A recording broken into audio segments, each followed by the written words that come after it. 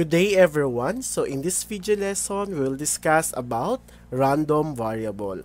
So this is the first topic in the third quarter about statistics and probability. So ang start talaga ng topic is about random variable, so types of random variable. So what is random variable? So a random variable may be viewed as a way to map outcomes of statistical experiment determined by chance into a number. So it is a set, no, whose elements are the numbers assigned to the outcomes of an experiment. It is denoted by a capital letter X. So in random variables, there are some experiments such as tossing a coin 3 times, rolling a dice twice, and drawing 2 balls in a box. So importante na makuha yung possible values ng random variable, no, in a given experiment para mas mabilis natin makuha yung probability. So kapag kinukuha natin yung probability of a certain event, so mas madali natin kunin yung sagot. So mamaya ipapaliwanag ko bakit magbibigay tayo ng example ano yung kahalagahan ng pagkuha ng possible values ng random variable. So for example, number 1, suppose 2 coins are tossed. Let X be random variable representing the number of heads that occur. So find the values of the random variable X. So let represent X as the number of heads. So meron daw tayong dalawang coins, no? Ito-toss natin yung dalawang coins. So, ang una natin gagawin is to find the sample space. Dun sa unang video lesson about understanding the probability, so, nagbigay tayo ng sample doon kung paano kinukuha yung sample space or yung possible outcomes. So, kapag ganito class, so pwede tayo gumamit ng tree diagram. Okay? Pwede tayo gumamit ng tree diagram. So, yung sa unang hagis daw, so ano yung possible outcome na makuha natin? Okay, kapag hinagis natin yung coin, pwede natin makakuha ng isang head or tail. And then, dun sa head na lumabas, diba, pag hinagis mo ulit yon, anong possible outcome pa? So, it's either head or tail. Ganun din, kapag ang sa unang bato mo nung coin, and then ang lumabas tail, and then ibabuto mo per pangalawang beses, so, ang possible outcome pa rin ay it's either head or tail. So, ngayon, madali na sa atin i-identify yung sample space. So, ano yung mga makukuha natin dyan? So, pwedeng ang makuha natin head-head, pwedeng head-tail, tail-head, or tail-tail. So, sa madaling sabi, meron tayong 4 na sample space. So, paano ba natin kunin yung values ng random variable ng X, no? So, una, gawa tayo ng table para makita natin. So, dito, ilagay natin yung lahat ng possible outcomes. Okay, yung sample space natin. So, dito natin ilagay. Since ang kinukuha nating value ng random variable X is the number of heads. So, bibilangin natin sa lahat ng outcomes nga yung number ng heads. So, sa una, meron 2 heads. Sa pangalawa, 1. Sa pangatlo, 1. At sa pang-4, wala. Okay, so, ibig sabihin, the possible values of random variable X are 0, 1, and 2. Or kapag sinulat natin in symbols, we can write as X is equal to, okay, 0, 1, and 2. Okay, now, bakit kailangan o importante na makuha natin yung values ng random variable? So, ito ay isang paraan para madali natin masagutan. Halimbawa, pinapakuha sa inyo, find the probability of getting 1 head if you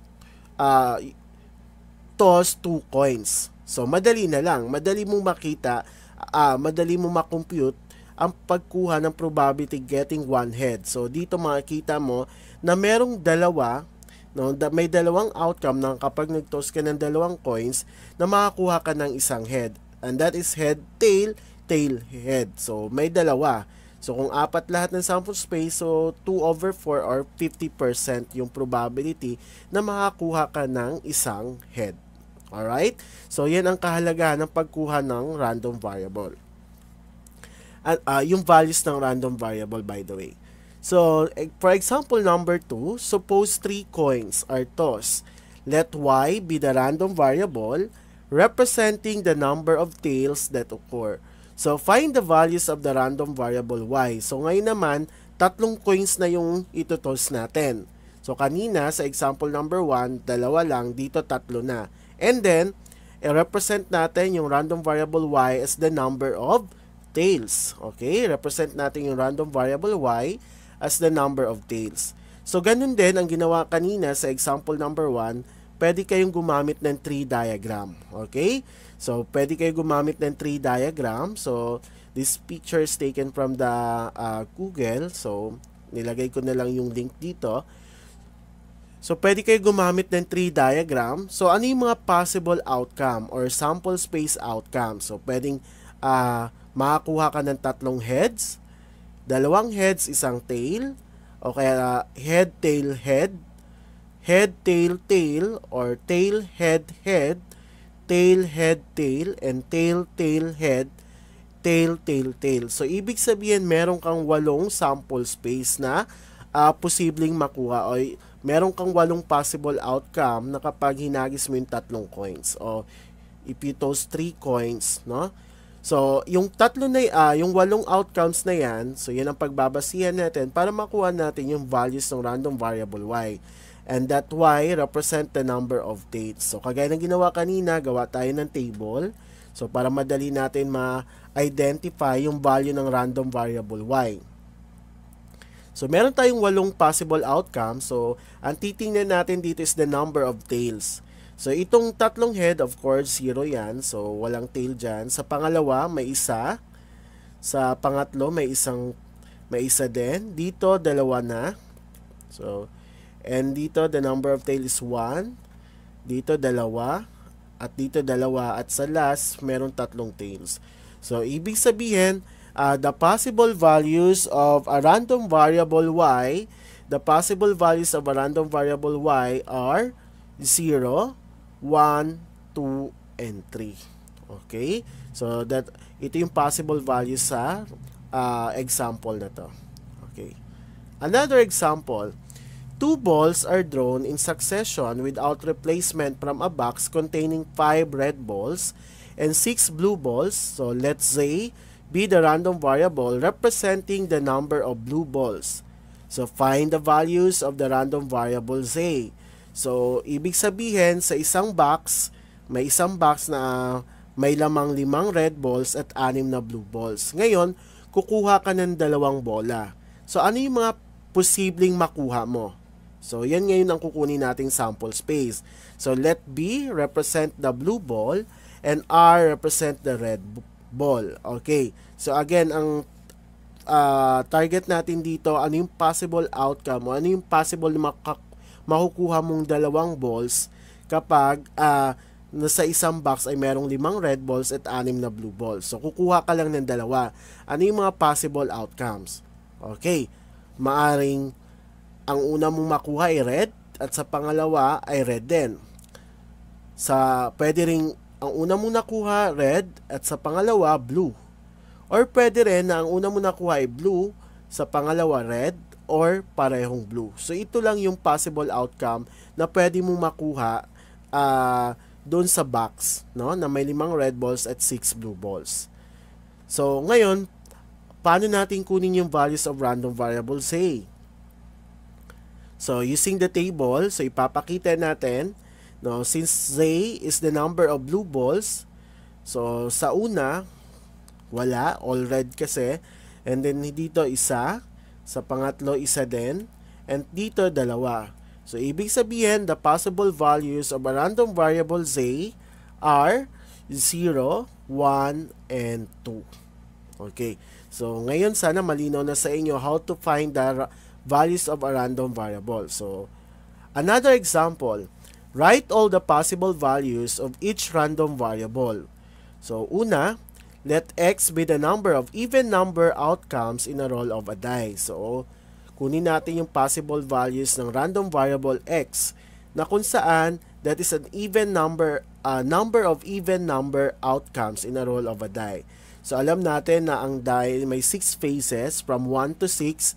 So ano yung possible outcome na even number? So that is 2, 4, 6. So ibig sabihin, the possible values of a random variable x are 2, 4, and 6. Another, okay, a random variable y that is weight in milligram of a powder that does not exceed 80 milligram.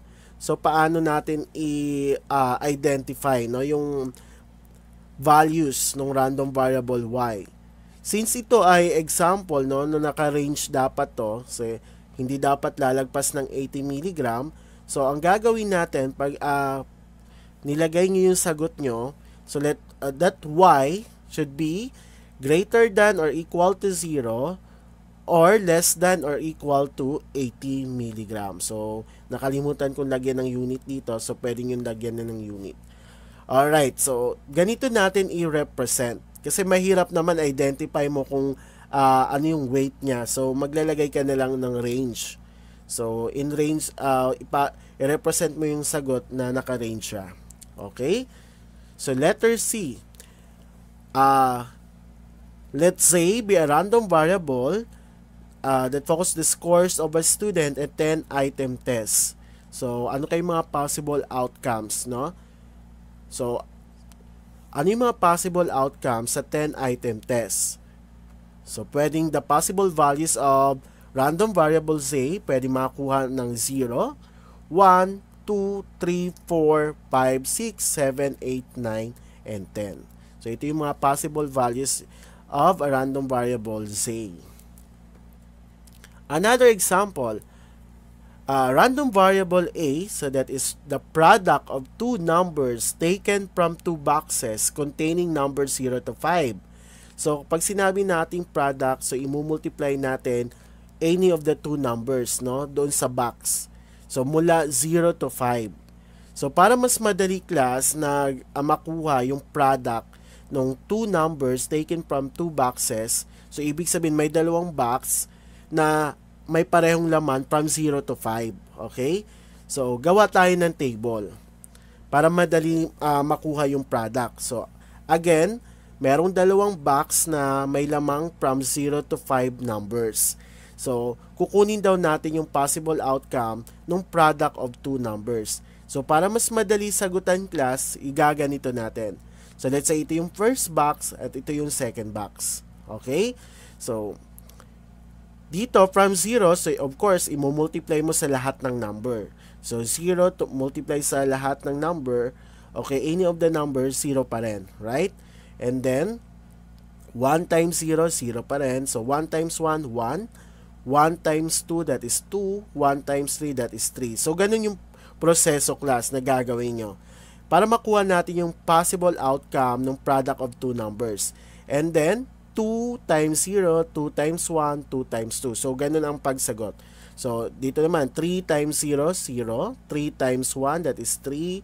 3 times 2, that is 6. So, kapag nagawa nyo yan, makikita nyo that the possible values or the possible values of random variable A are, so, pwedeng makakuha ka ng 0, 1, 2, 3, 4, 5, 6, 8, 9, 10, 12, 15, 16, 20, and 25.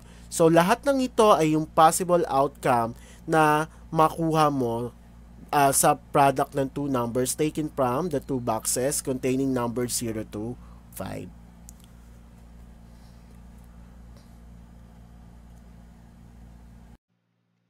Thank you for watching this video. I hope you learned something.